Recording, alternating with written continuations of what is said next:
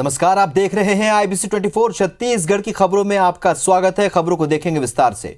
Bulletin में सबसे पहले बात सीएम भूपेश बघेल के मिशन बस्तर की। तो मुख्यमंत्री अपने दौरे के तीसरे और आज बीजापुर, नारायणपुर और कोंडागांव में कई कार्यक्रमों में उन्होंने हिस्सा लिया और सीएम भूपेश बघेल का यह दौरा कई मायनों में खास था। जनता को उन्होंने क्या सौगात दी, आप भी देखिए।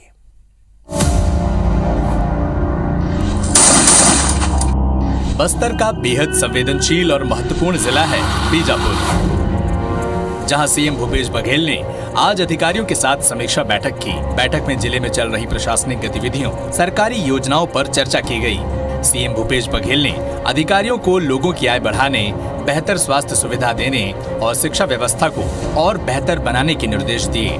इसके साथ ही सीएम भूपेश बघेल ने कई और घोषणाएं भी की और कई विकास कार्यों का लोकार्पण भी किया। इस दौरे में जो मुख्य रूप से फोकस यही था कि किसानों के धान, कोदो, कुटकी, रागी की खरीदी, लघु वनोपज की खरीदी, गौठान के काम, स्वामी आत्मानंद अंग्रेजी स्कूल जो हम लोगों ने नया शुरू किए हैं उसके वहाँ जाके निरीक्षण करना। बीजापुर के बाद सीएम भूपेश बघेल ने नारायणपुर का दौरा किया, जहां उन्होंने किसानों को मसाहती खसरा दिया। आंकड़ों की बात करें तो करीब 1200 किसानों को मसाहती खसरा दिया गया। इसके अलावा 10वीं में 97% अंक लाकर राज्य में छठे स्थान पर आने वाली छात्रा को सीएम ने बधाई दी। इसके बाद छोटे डोंगर में सीएम बघेल ने मल्लखंभ राष्ट्रीय पुरस्कार विजेता को सम्मानित भी किया।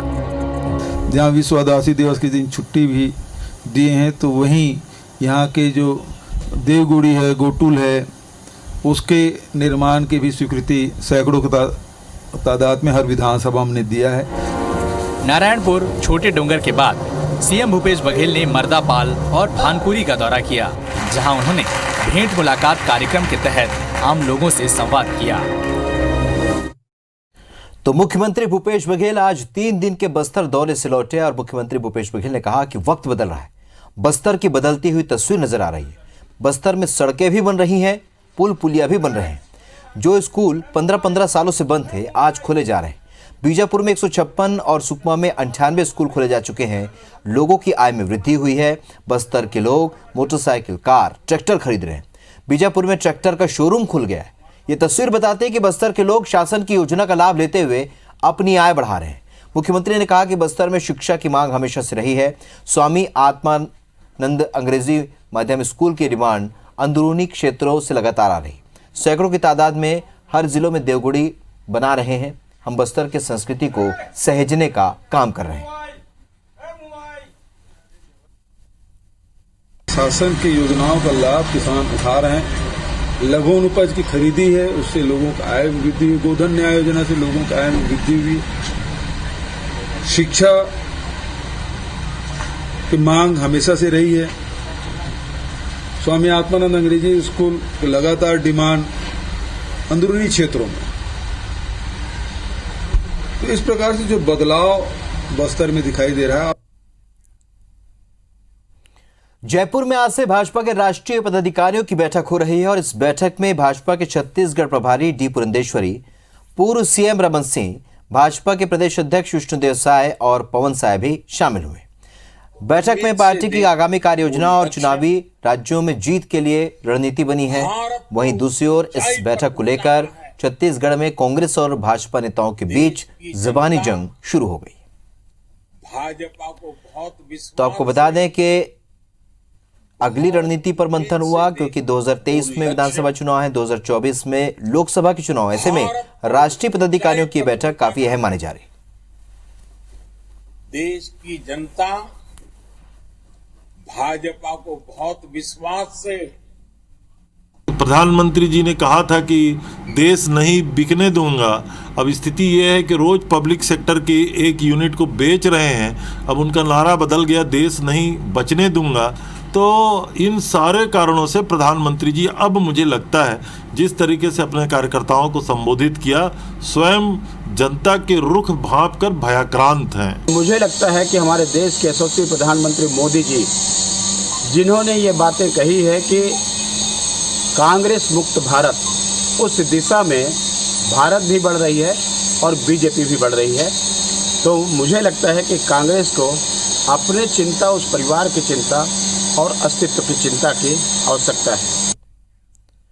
अंबिकापुर में परसा कोल ब्लॉक को परसा केते कोल ब्लॉक के रूप में एक्सटेंशन की अनुमति मिलने का विरोध तेज हो गया है। विरोध में सर्व आदिवासी समाज सड़क पर उतर आया है और दरअसल सरकार ने परसा कोल ब्लॉक के एक्सटेंशन को इजाजत दे दी है। इससे करीब 2.5 लाख से भी ज्यादा पेड़ों के काटे जाने का अनुमान है। साथ ही 4 गांव विस्थापित होंगे और हसदेव अभ्यारण्य क्षेत्र में पाई जाने वाली जैव विविधता भी खत्म होगी। इसलिए सर्व आदिवासी समाज के साथ ग्रामीण भी कोल ब्लॉक के एक्सटेंशन का विरोध कर रहे हैं। सर्व आदिवासी समाज ने रोड चक्का जाम के साथ ही मालगाड़ी को भी रोकने का प्रयास किया। सर्व आदिवासी समाज के अध्यक्ष सोहन पटाई मांग न मानने पर उग्र आंदोलन की चेतावनी दे रहे हैं। हमन अपन जंगल जमीन पर हम लड़त हन, हमर जंगल जमीन ला बचाए बर करत हन। हमर जंगल जमीन ला हमर रानी ले नहीं दे, जितना ले उतना ले लही, हम बाची से उतना ला हम नहीं देन। मैं खदान ला बंद करे बर आए हैं कि आज ले मत खुले, जितना पेड़ पौधा बाँचे उतना बचे रहे, सब हम नहीं खुले दे। रानी को जिस तरीके से ये खदान की जो खुदाई और जो कटाई है पेड़ों की, उसकी जिम्मेदारी वो उनको दी गई है, तो आज ये पूरे छत्तीसगढ़ के लोग ही नहीं, पूरे ऑल इंडिया से आज रेल रोको और चक्का जाम करने के लिए यहाँ साली गांव में एकत्रित हुए हैं। कोल ब्लॉक का आवंटन और यहाँ जो झाड़ कट रहे हैं, जिससे लाखों करोड़ों लोगों को ऑक्सीजन मिलता है, ऐसे चीज़ों का जो है जल जंगल का जो सुरक्षा के लिए यहाँ की स्थानीय लोग पूरा जो है अपना प्रदर्शन शांतिपूर्वक ढंग से करते रहे। लोरमी में जनजातीय सुरक्षा मंच ने जनजातीय समाज में हो रहे धर्मांतरण के विरोध में महारैली का आयोजन किया और जनजातीय सुरक्षा मंच की मांग है कि जनजातीय समाज के जो भी व्यक्ति धर्मांतरित हुए हैं उन्हें हमारे आरक्षण सूची से बाहर किया जाए। आदिवासी नेता भोजराज नाग का कहना है कि अनुसूचित जनजाति समाज की मांग है कि समाज ने 2010 में राष्ट्रव्यापी हस्ताक्षर अभियान चलाया था, जिसके तहत 28 लाख व्यक्तियों का हस्ताक्षर युक्त ज्ञापन राष्ट्रपति को जनवरी 2010 में सौंपा गया था, लेकिन आज तक मांग पूरी नहीं होने पर फिर से आंदोलन चलाया जा रहा है। जनजातियों की मांग पूरी नहीं होने तक लड़ाई जारी रहेगी।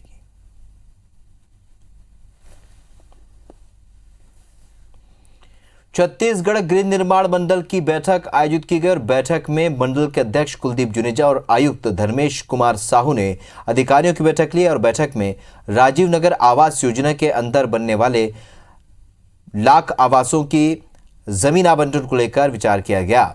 आयुक्त ने जीएडी भवनों के निर्माण में देरी को लेकर नाराजगी जाहिर की और ठेकेदारों को कार्य पूरा न करने पर निलंबित करने की बात कही है। साथ ही अध्यक्ष जुनेजा ने अधिकारियों को कार्यों को गुणवत्ता और समय सीमा में पूरा करने के निर्देश भी दिए।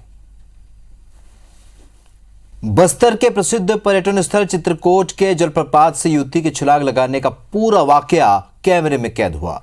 इस घटना की जानकारी रखते ही मौके पर चित्रकोट चौकी की पुलिस भी पहुंच गई। वहीं एसडीआरएफ की टीम को जगदलपुर से बुलाया गया। महिला की तलाश की जा रही है। इस दौरान IBC 24 के संवाददाता अनूप अवस्थी ने प्रत्यक्षदर्शियों के साथ ही पुलिस के अधिकारियों और एसडीआरएफ की टीम से चर्चा की।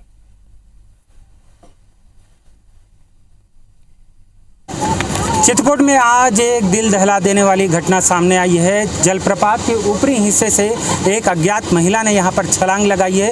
ये पूरा वाकया कैमरे में कैद होता है और वीडियो वायरल होता है। इस पूरे मामले ने इलाके में, इस क्षेत्र में दहशत का माहौल बना दिया है। फिलहाल मौके पर चित्रकूट चौकी की पुलिस और एसडीआरएफ की टीम पहुंच चुकी है। हालांकि ये शाम का समय है, इसलिए ये देखना वाजिब होगा कि ये जो रेस्क्यू ऑपरेशन होता है वो कितने समय तक चलता है। फिलहाल अभी यहाँ पे एसडीआरएफ के सदस्य यहाँ पर हमारे साथ मौजूद हैं।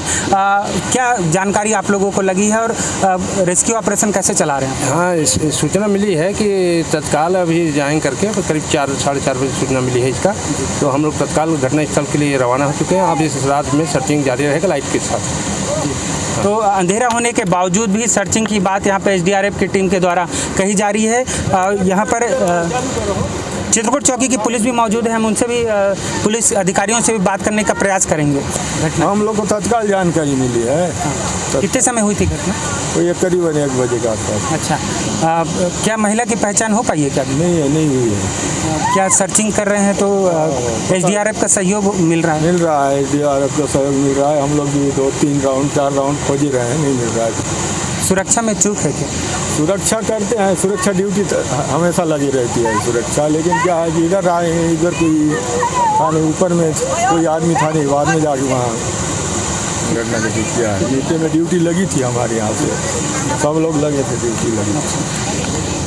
पुलिस अधिकारी कह रहे हैं कि सुरक्षा में पुलिस के जवान जरूर तैनात थे, लेकिन उसके बावजूद भी ये घटना हुई है। और बीते साल भर के अंदर बता दें कि ये दूसरी ऐसी घटना है जब ये दूसरी बार ऐसी घटना है जब महिला ने यहाँ पर आत्महत्या करने के लिए जलप्रपात के ऊपरी हिस्से से छलांग लगाई हो। चित्रकूट से मैं अनुप अवस्थी, IBC 24। दुर्ग में पानी की चोरी का मामला सामने आया है। शिवनाथ और तांदुला नदी में बिना किसी की अनुमति के बड़े बड़े टैंकरों में धड़ल्ले से पानी भरा जा रहा है। ना तो जल संसाधन विभाग इसकी तरफ ध्यान दे रहा है और ना ही जिला प्रशासन कोई कार्रवाई कर रहा है। आपको बता दें कि गर्मी के दिनों में वैसे ही पानी की किल्लत रहती है, साथ ही जिले में चल रहे विकास कार्यों के लिए पानी की आवश्यकता होती है। पानी की चोरी की वजह से विकास कार्यों की रफ्तार में ब्रेक लग सकता है। तो वहीं पूरे मामले पर कलेक्टर का कहना है कि अगर बिना अनुमति के कोई नदी के पानी का इस्तेमाल कर रहा है तो उसके ऊपर कार्रवाई की जाएगी। अब मेरे को तो अभी तक के कोई NOC वगैरह नहीं मंगा है सर, लेकिन अब नदी से पानी उपयोग करके PW अपने रोड में डाल रहे हैं, ऐसा है। तो पानी का हाँ, पानी की समस्या को देखते हुए उसको नहीं करना चाहिए या परमिशन लेना चाहिए। परमिशन तो अभी तक लिया नहीं है। रोड निर्माण की जो एजेंसी है उनके द्वारा नदी से पानी निकाला जा रहा है। बेसिकली सभी काम हमारे लिए बहुत ज़रूरी है, तो ये प्रोविज़न देखा जाएगा कि अगर वो पानी का उपयोग किया जा रहा है तो किसके परमिशन से किया जा रहा है और उसके लिए जो आवश्यक चार्जेस है उसका पेमेंट हुआ है या नहीं हुआ है। अगर ऐसी कोई बहस संज्ञान में आती है तो उसके अनुरूप ही कार्रवाई इसमें होगी। दंतेवाड़ा में जल्द ही मंदसौर का वर्ल्ड रिकॉर्ड टूटने वाला है। दरअसल जिले की 50 महिलाएं दंतेश्वरी माता के लिए 11 किलोमीटर लंबी चुनरी बना रही हैं और मुख्यमंत्री भूपेश बघेल के हाथों इस चुनरी को मां दंतेश्वरी मंदिर में चढ़ाया जाएगा। पूरे विश्व में इतनी लंबी चुनरी नहीं बनी है। अभी तक का रिकॉर्ड मंदसौर के नाम दर्ज है, जहां नर्मदा मैया को 8 किलोमीटर लंबी चुनरी चढ़ाई गई थी। कलेक्टर दीपक सोनी का कहना है कि चुनरी बनने से दंतेवाड़ा के नाम एक अनोखा रिकॉर्ड दर्ज हो जाएगा, जिससे जिले का नाम रोशन होगा।